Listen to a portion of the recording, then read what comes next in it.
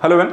आकस्मिक बाढ़ मानसून के सीजन में सबसे ज़्यादा देखे जाने वाली घटनाएं हैं। इसे हम इंग्लिश में फ्लैश फ्लड भी कहते हैं। लेकिन क्या आप समझते हैं कि फ्लैश फ्लड होता क्या है, इससे किस तरीके के नुकसान हैं और मूल रूप से अगर भारत के किस क्षेत्रों में इसकी सबसे ज़्यादा घटनाएं देखने को मिलती हैं?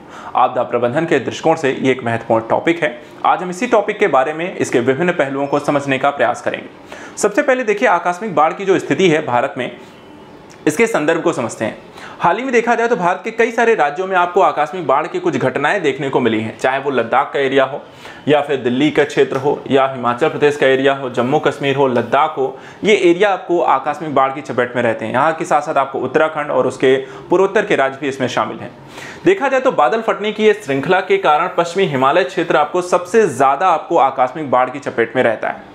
आकस्मिक बाढ़ की अगर स्थितियों पर नजर डालें तो यहाँ पर इसकी क्रमिक जो घटनाएं क्रम होती हैं वो आकस्मिक बाढ़ का एक कारण होती हैं। जैसे कि सबसे पहले जो एक प्राकृतिक स्थिति है, जैसे कि बहुत ऊंचे शिखर होते हैं, छोटी अवधि में यहाँ पर अत्यधिक स्थानीयकृत घटनाएं, सामान्यतः वर्षा की घटना और चरम बाढ़ के बीच 6 घंटे का यहाँ पे समय होता है।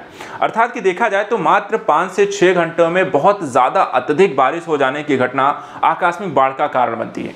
क्योंकि सक्रिय यहाँ पे देखे जाए ऊंचे आपको स्थितियां होती हैं। इसमें छोटी अवधि में कहने का मतलब है बहुत एक जो घटना है, जो पहाड़ होते हैं, आपको देखा जाए तो पहाड़ ऊंची ऊंची चोटियां, उसमें बीच में आपको घाटियां, जिसमें बहुत ही कम समय बहुत ज़्यादा वर्षा के कारण बहुत ही छोटे से क्षेत्र में अचानक से पानी भर जाने की स्थिति और आकस्मिक बाढ़ की स्थिति देखने को मिलती है। और अगर हम देखें हिमाचल, आपको उत्तराखंड, लद्दाख, जम्मू कश्मीर, ये एरिया कुछ ऐसे ही आपको दिखाई देते हैं। यहाँ पे जल निकासी की लाइनें अवरुद्ध हो जाती हैं और पानी के प्राकृतिक प्रवाह में आपको बाधा इसके कारण उत्पन्न होती है, जिसके कारण यहाँ पे इसका एक प्रमुख कारण ये भी है कि जो बड़े स्तर पे यहाँ पे अतिक्रमण कर दिए जाते हैं और बहुत ही यहाँ पर देखा जाए अतिक्रमण के कारण आपको इस आकस्मिक बाढ़ के कारण विध्वंसक घटनाएं आपको देखने को मिलती हैं।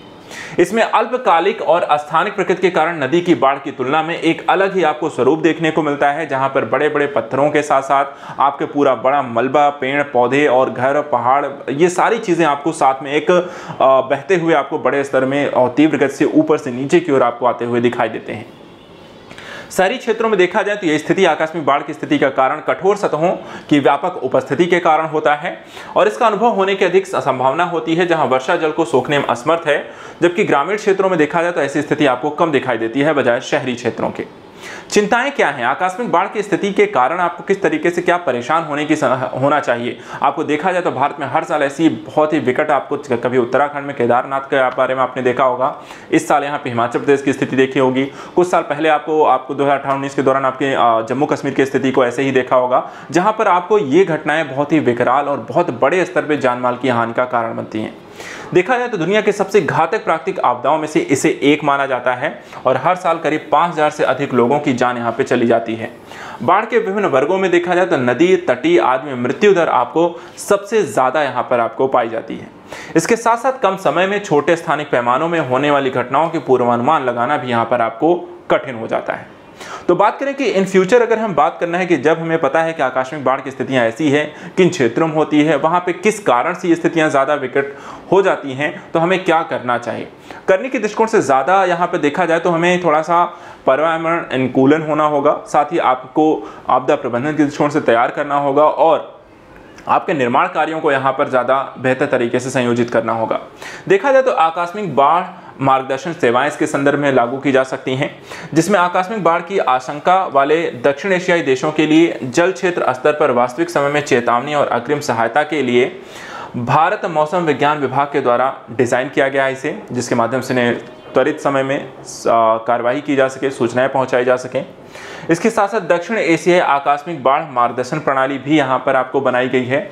इसके माध्यम से भारत मौसम विज्ञान विभाग के द्वारा शुरू किया गया है, जिसमें आपदा प्रबंधन टीमों को पहले से समय निकासी के लिए तैयार किया जाता है। लोगों को बाहर निकालना, अगर आपको पता है, जैसे मौसम विभाग के द्वारा जानकारी दे दी जाए कि हाँ इस क्षेत्र में इस तरह घटनाएं होने वाली हैं, एनडीआरएफ टीम को तैनात करके लोगों को वहाँ से बाहर निकालने का काम किया जाता है, जिससे जान माल की हानि को कम किया जा सके। राष्ट्रों को चेतावनियों के लिए उचित समय पर डेटा प्रदान करने के लिए मौसम अवलोकन नेटवर्क में भी सुधार करने की आवश्यकता है, क्योंकि तकनीकी का सबसे अच्छा इस्तेमाल तभी माना जाएगा जब यहाँ पर होने वाले नुकसान, लोगों की जान माल की हानि को हम यहाँ पर कम कर सकें। तो आकस्मिक बाढ़ और बादल फटने की इस तरह की घटनाओं के कारण होने वाली फ्लैश फ्लड की स्थिति से निपटने के लिए यहाँ पर न सिर्फ आपको तकनीकी का बेहतर उपयोग करना होगा, बल्कि मानवीय संसाधन और साथ ही साथ यहाँ पे आपदा प्रबंधन बलों को आपको ज़्यादा बेहतर तरीके से प्रशिक्षित करना होगा। इसमें नागरिकों की भागीदारी भी उतनी ही ज़रूरी है और साथ ही साथ अवसर्जनात्मक कार्यों को यहाँ पे प्रकृति अनुकूलन ही यहाँ पर आपको करना चाहिए। तो आज के इस विशेष सत्र में इतना ही। नेक्स्ट टॉपिक में ऐसे ही कुछ महत्वपूर्ण टॉपिक को लेकर डिस्कस करेंगे। Thank you so much and good luck.